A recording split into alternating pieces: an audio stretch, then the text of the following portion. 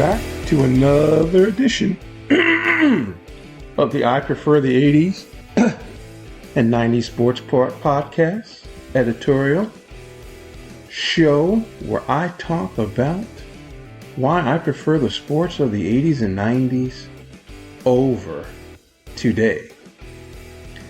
Today's show is kind of a warm-up show, kind of a show just to say some things that I have on my mind. And it's a show that most won't find interesting. But I'm going to talk to you today about something that I find funny about the world of sports. And that is statistics.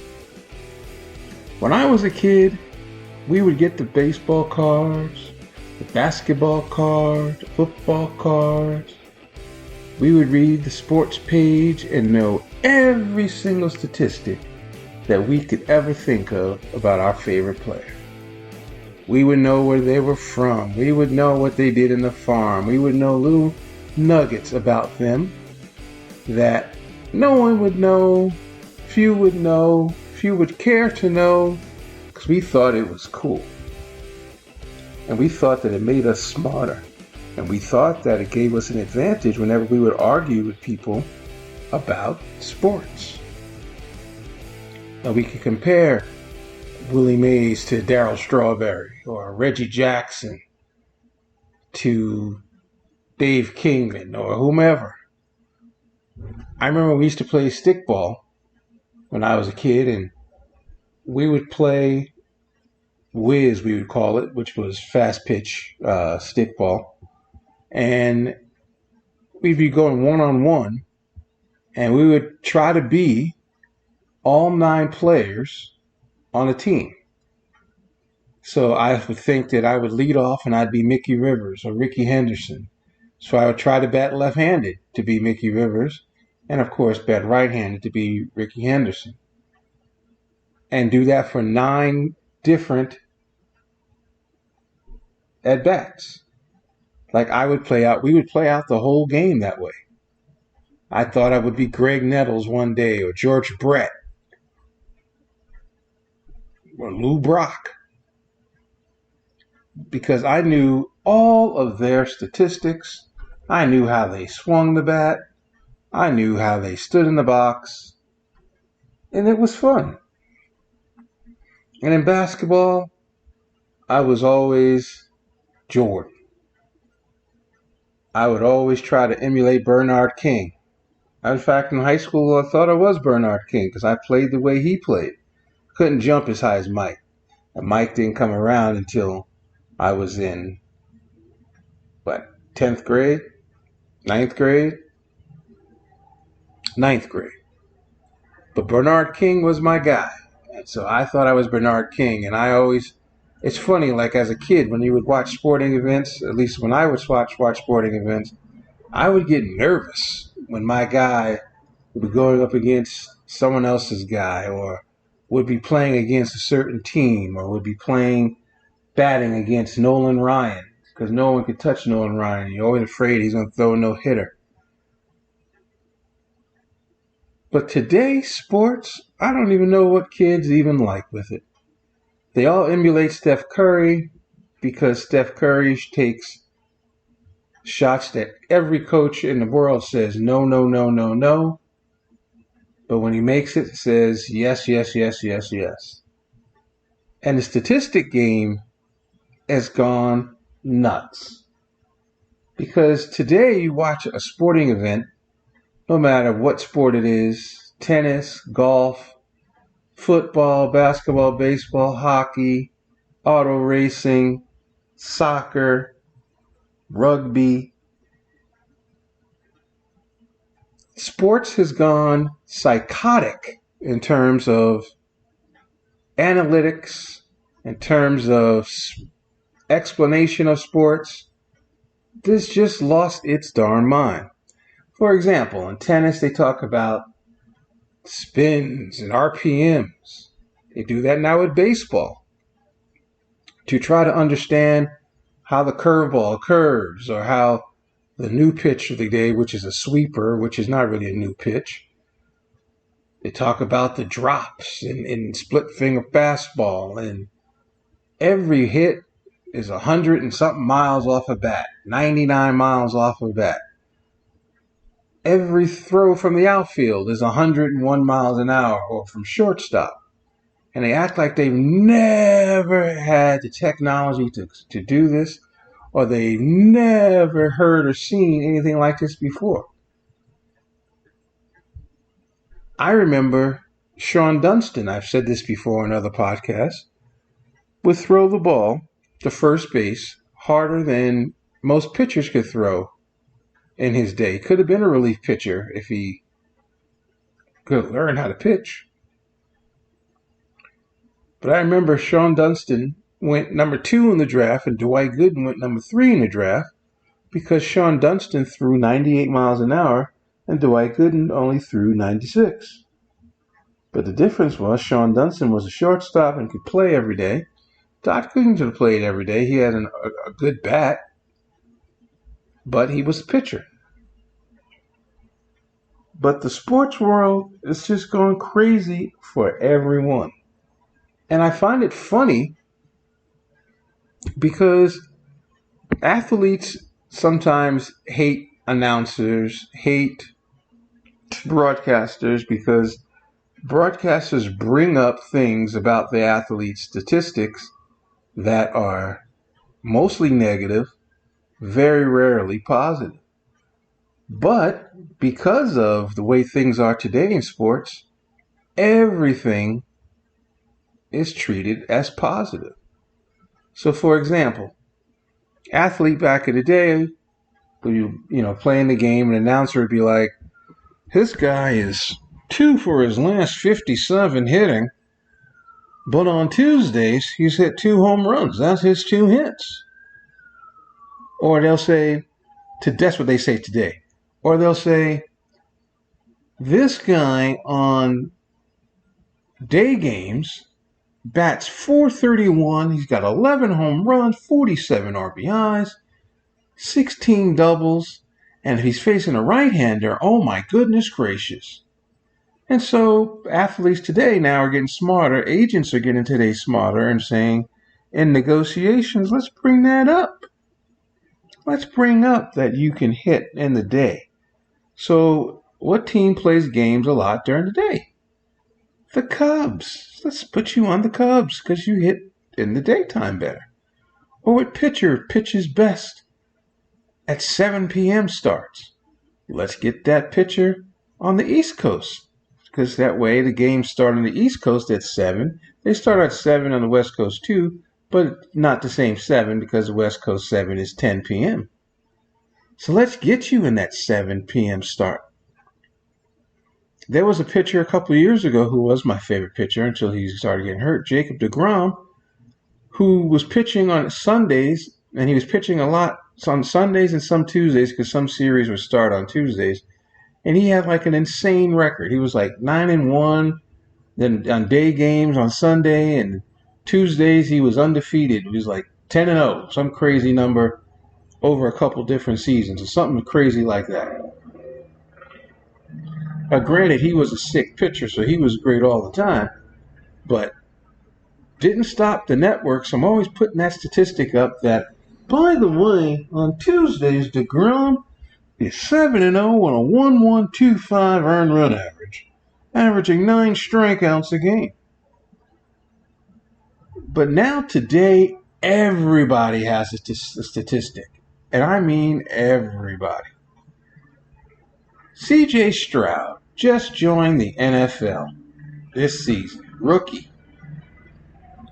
And you know when I'm telling the truth, there's always a distraction in the air. There's a helicopter, my throat hurts, my voice is scratchy, but my voice is good so far right now. But I'm about to cough. C.J. Stroud just joined the NFL. And C.J. Stroud just made history. Ready for it? C.J. Stroud is the first quarterback in NFL history to throw for 900 yards after his first 3 games in the National Football League. For some reason, that's historic. Even though his team is 1-2, 300 yards per game is historic. And I thought about that for 5 seconds, and I thought, wait a minute. I thought Cam Newton, who threw for 400 yards in his first game, might have done that, but not Cam. C.J. Stroud. Now, if you don't follow football, would you know who C.J. Stroud is? No. But he was the number 2 draft pick in the NFL draft. And so, therefore, he is a record setter. And that needed to be set on SportsCenter because they won their first divisional game. Now, let's analyze that for 1 second. And one of the biggest reasons why I have not been doing statistics a lot lately. Why I don't do statistics a lot lately is you look at the landscape of sports. You look at the landscape of football. Let's talk football. And you say to yourself, when teams make draft picks, right?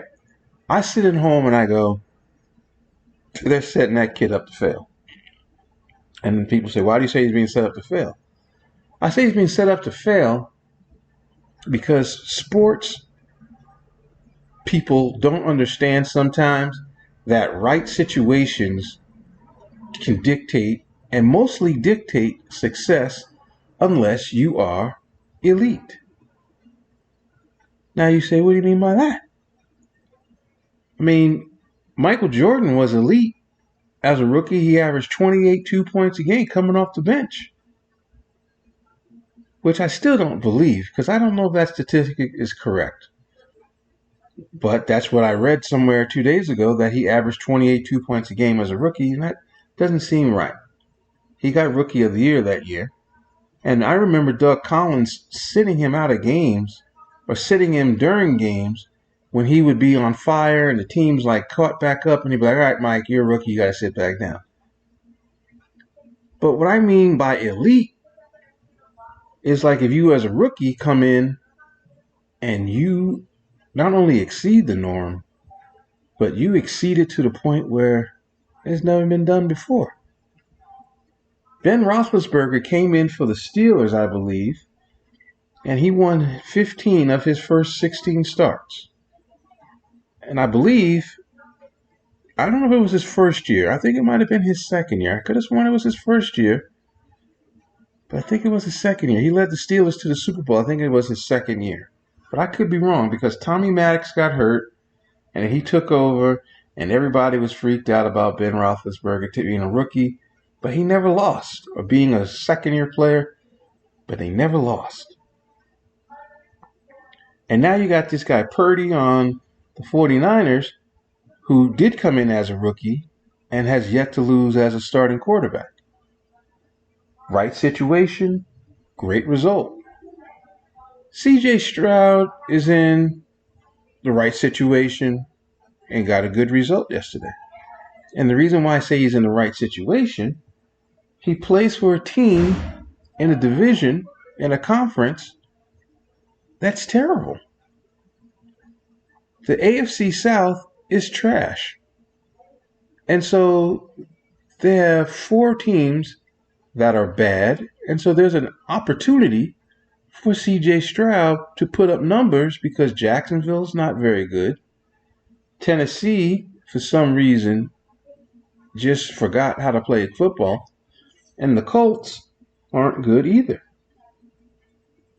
So if you have any confidence of an offensive coordinator and a quarterback that just can read a little bit, you should be able to put up numbers.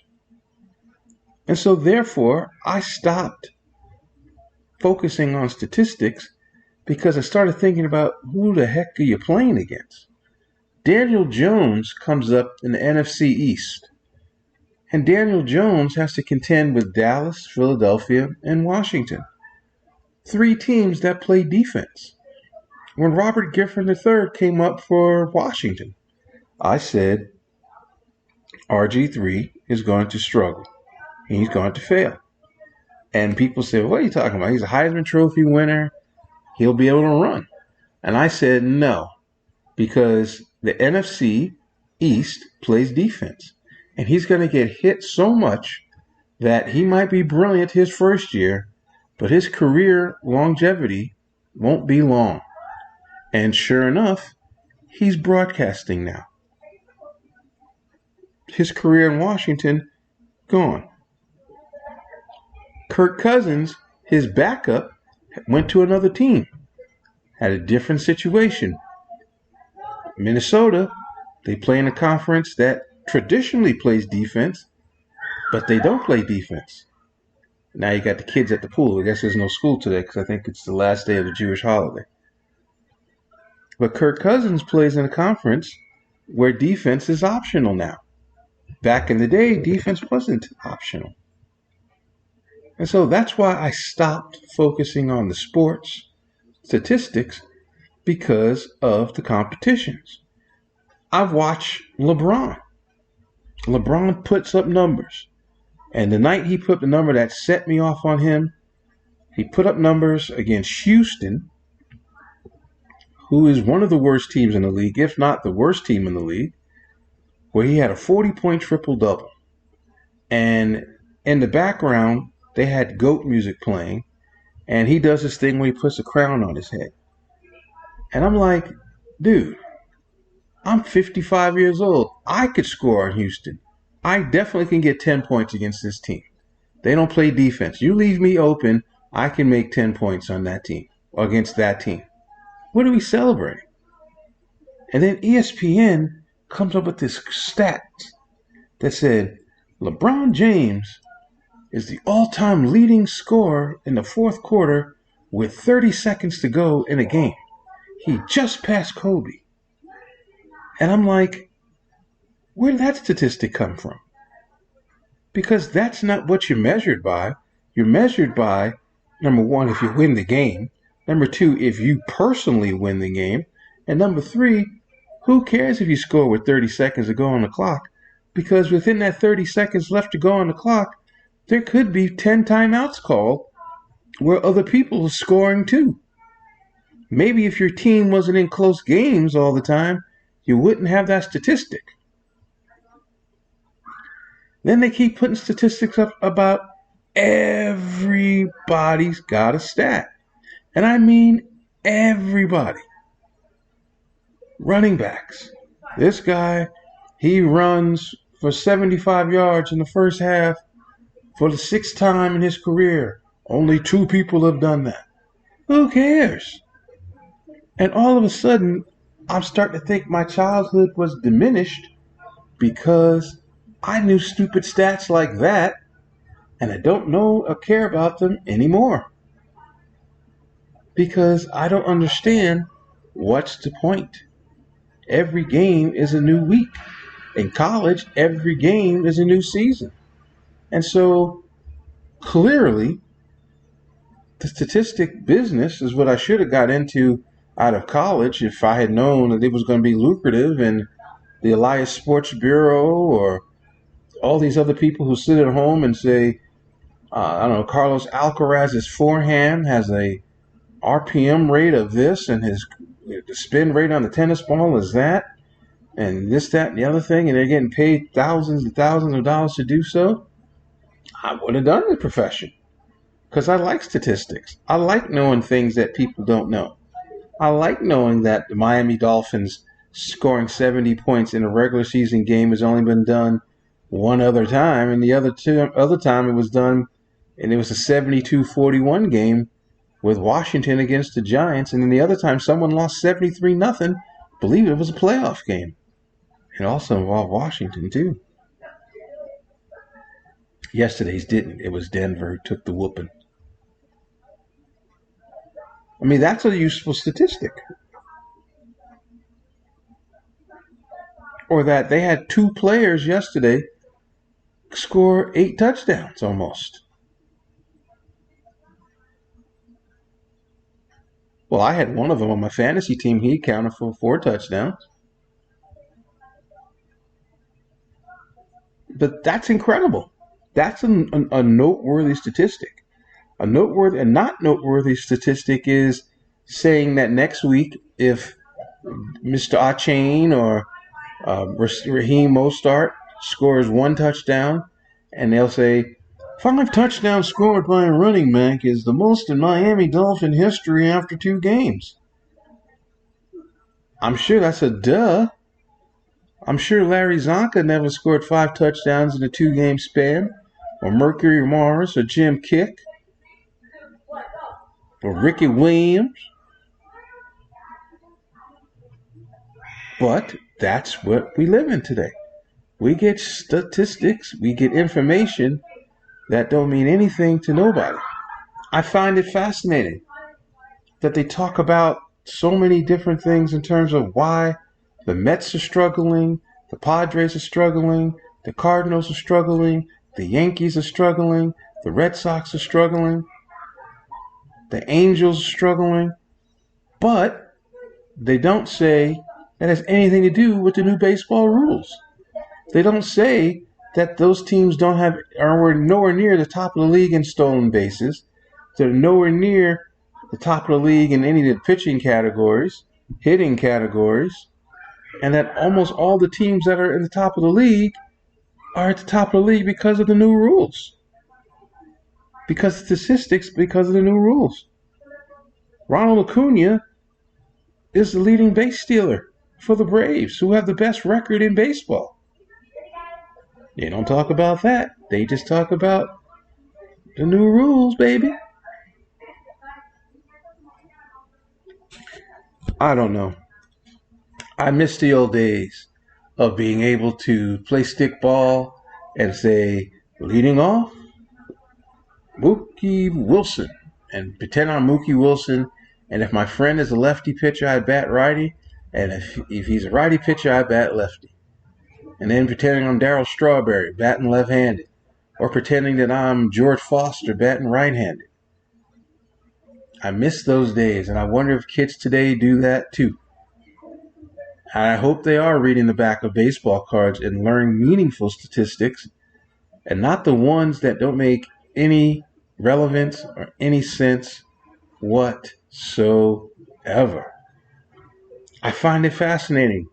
They love Colorado, and then Colorado plays Oregon, and all of a sudden, quiet around Colorado, quiet around college football.